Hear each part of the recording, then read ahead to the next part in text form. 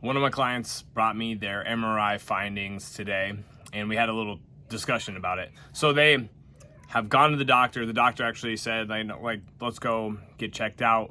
Let's look at it from an imaging standpoint, and I'm okay with that. But then we started like working together. We started doing some things to just help with their back, and things have been going in the right direction, right? There's still ebbs and flows in symptoms, and a big piece of this puzzle with this patient, this client, is just helping them see all of the contributing factors so that they can manage those things well, and also helping change their relationship with pain, right? I'm not trying to like pain neuroscience them into thinking like, oh, this is all in my head or anything like that. I can just think it away. But it's, if you're having back pain with certain activities or at certain points in the day, we can start to like figure this out a little bit, right? But one of the big things was just how confusing and scary a lot of the language in that MRI was. And then also just really boiling it down to be like, a lot of these are just kind of what we would see for somebody of her age.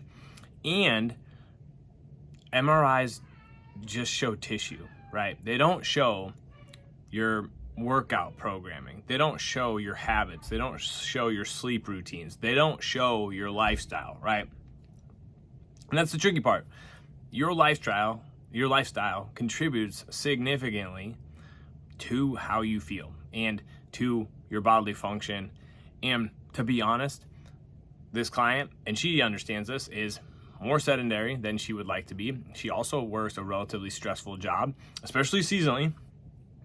And she could get more daily activity, and she could modify some other factors that will probably keep taking her in the right direction. She also is consistently, training. She's building up. She does 2 times a week of consistent training, but there's just ebbs and flows in her consistency and in what's going on. So some of the big things, though, we kind of talked about are, again, MRI does not show your lifestyle. And so with that understanding, we can start to like look at our lifestyle and say, what are the factors? And we can retrace or trace back the steps to like improve her overall conditioning. We also talked about like leveling herself up from a capacity standpoint.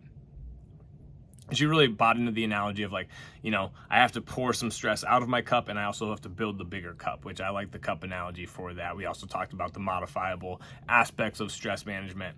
So just remember that an MRI does not show your lifestyle. It shows the tissues, and yes, those can be contributing to your pain. But a lot of times there are folks with an MRI that seems scary with no pain, and there are people who have findings, or they have pain with very little actual findings on the MRI. So that's all I got for today. Thanks for being here. Appreciate you. Peace.